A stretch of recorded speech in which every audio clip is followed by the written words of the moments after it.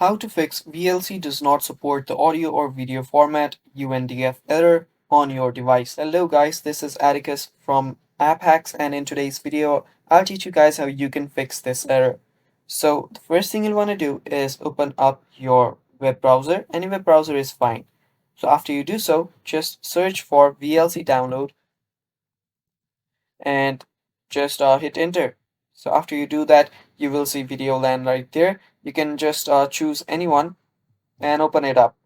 So after you open it up, it might take some time, and here you will see download option. Just download VLC.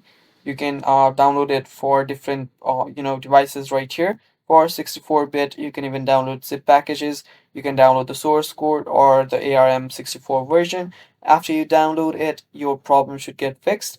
So yeah, this error only occurs when you don't have VLC or your VLC is not updated. So if it's asking for an update, you can simply update it, and after you update it, your problem will get fixed. Otherwise, if you don't have VLC completely, just download the VLC. And yeah, that is basically it. That will fix your problem, guys. Thanks for watching. Stay tuned for more, and bye bye. Take care.